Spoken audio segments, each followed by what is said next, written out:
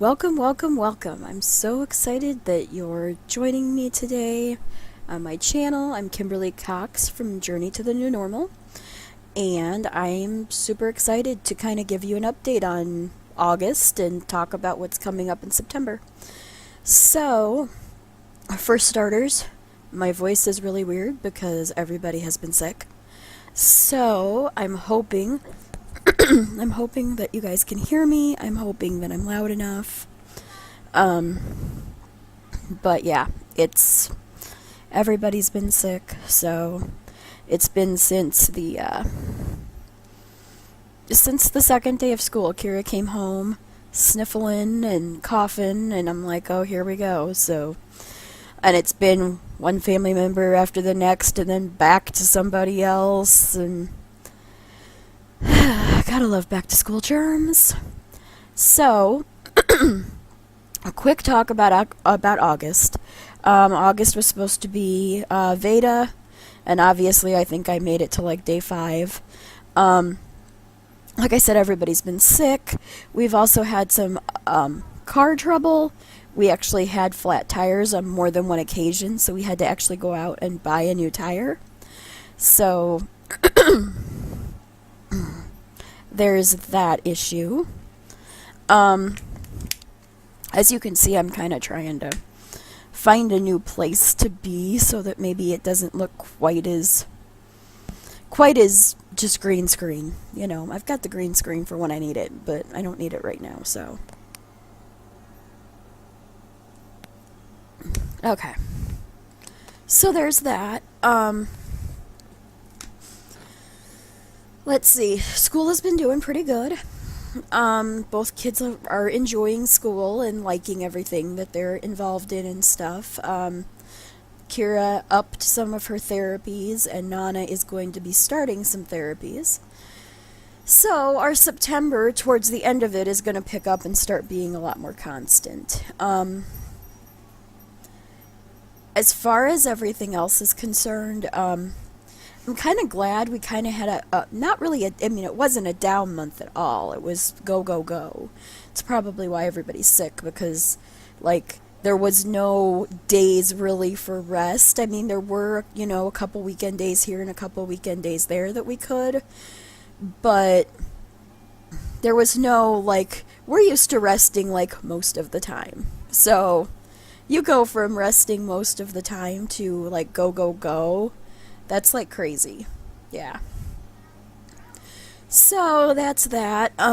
Let's see. Told you about the car. We had ended up having to get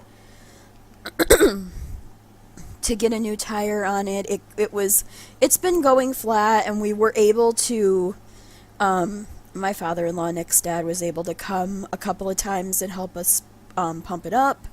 And he'd get it up, and then we'd, be okay maybe for a little bit. They finally, we had a flat tire in the girls' school parking lot. We had to go straight from school to therapy. Kira had to miss therapy. I had to call, and she had to miss therapy that day. And then, we had to get some Fix-It Flat. And by the time we woke up in the morning, it was flat again. So I got Kira on the bus, and I got Nick up that next day. Got Kira off to school, got Nick up, and Nick's dad came over, pumped it up, and it was already losing air like the second he unplugged it. So he followed us over, and we started to go to one place, and they were like, well, can you leave it here, because it's going to be either the end of the day or tomorrow before we can get to it. And I'm like, I can't do that. I got to take Nana to school and pick both the girls up. So we ended up, Nick stayed back at his dad's house with the dog and Nana, and his dad and I went on to Walmart, and we called, and they said it was going to be a 2-hour wait. And then we got there, and they said, oh, it's a 4.5-hour wait. And I was freaking out. I was, like, so scared, terrified, because I'm like, my daughter gets out of school in 4 hours. So even if you got it in 4 hours, if you didn't get it put on in 4 hours, if it wasn't done, it was still, we weren't going to be able to pick her up in time. So, and we don't have a lot of extra people. You know, we have Nick's dad, and we know we have some friends, but everybody's got their own stuff going on. And so I was like frantically going through my Facebook Messenger, trying to message as many people as I could. Ended up getting a hold of Kira's caseworker. And she came and picked me up and took me and Nick's dad's keys out to Nick's dad's house so that Nick could go out and take the van over to pick up the car seat and the tickets so that he could get the kids. And by the time he got there, they were pulling in the car. So his dad was able to take his car home. Nick was able to leave straight from Walmart to go get Kira, but Nana didn't end up going to school at all that day. It was craziness. And then, in the middle of all of that, I had, that was Thursday and Friday. Thursday we had the flat tire in the school parking lot, and Friday was the day that we got the tire fixed. And that Wednesday we had missed Kira's psychiatrist appointment for her meds. So I had a IEP meeting at school on Thursday. When I got back, I got a phone call from Kira's caseworker, and she was like, yeah, did you know you missed a med appointment? So then, this week, we had to switch. We had to make a med appointment on a day that was therapy and then change one of her therapy days to another day. So, needless to say, it's been nonstop. I get up at 5:30 in the morning. Well, my alarm goes off at 5:30. I roll myself out of bed around 6, and I get Kira up around 6:20, usually right about the time I have gotten my cup of coffee. I haven't drank any of it yet, but I've, actually gotten it out of the coffee maker and stuff. And then I take her up to the bus stop at 7:25. So, and then Nana has to be at school at noon, and we run her up there, and then we have 2 to 3 hours, depending, because Wednesdays is early dismissal. So Wednesdays we have to leave here at 2. Other days we leave here about 2:30, and get up there and pick them up. And then 2 days a week right now is therapies right after school, and then there's another day a week that's her therapist for psychotherapy. So it's great fun. Let me tell you, it is never stopping, always on the go, always something going on. I have been, in fact, that was part of the thing. I was like, okay, I'm going to wait till I'm feeling better, and then I'll get started with, doing everything. And that was back, I had hand, foot, and mouth. And then after that happened, I got over that, and then everybody else got, some kind of sinus infection thing. It wasn't, an actual, we didn't need, thank God we didn't need antibiotics or anything. But, some kind of upper respiratory something or other, and then everybody got feeling better, and then as soon as everybody got feeling better, Kira came down with something else, and it just went through, and I'm like, forget it. I'm just gonna do it. I'm just gonna make the videos, and y'all can hear my voice sounding like this. So, that is that. September, we have a couple of big trips planned to doctor's appointments and things. Definitely stuff that I'm going to definitely, maybe not necessarily vlog, but definitely do videos on, kind of trying to help people understand some things. It's also National Suicide Prevention Month. So on the 30th, the kids and I are going to be taking part in the Out of Darkness walk in town.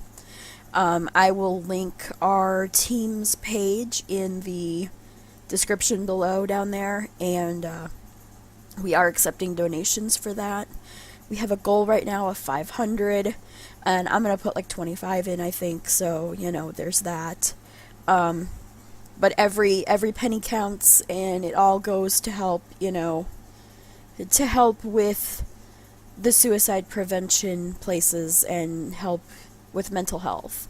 And that's always been a big deal. And for me, being that I do at times struggle with anxiety, depression, I at one time was diagnosed bipolar, and then they decided that they misdiagnosed me, diagnosed me with anxiety, and then I ended up being diagnosed as well with ADHD. So yeah, it's been crazy, and there's a good chance that there's probably I could probably qualify on the Aspie spectrum as well. So it's been crazy, and knowing what I've come from, where I've come from, what I've gone through, and how hard that was, and how lonely that can be. And then also knowing that, like, there's a thing with special needs moms and high needs moms where families, like, just in general, have a really hard time with mental health. So that's a cause that's very near and dear to my heart, and definitely something we will always be supporting. We're going to start supporting one charity a month, and we're going to do different things with it. So we might do we're doing the walk this time, and I think next month I'm pretty sure that it's ADHD and SPD Awareness Month. I'm pretty sure that's October. So we will probably do something with one of those organizations.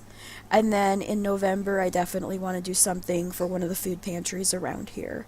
And just kind of trying to just give back wherever we can. Teaching the kids that that's a thing. I'm gonna pull something up here because I have to read it to you guys.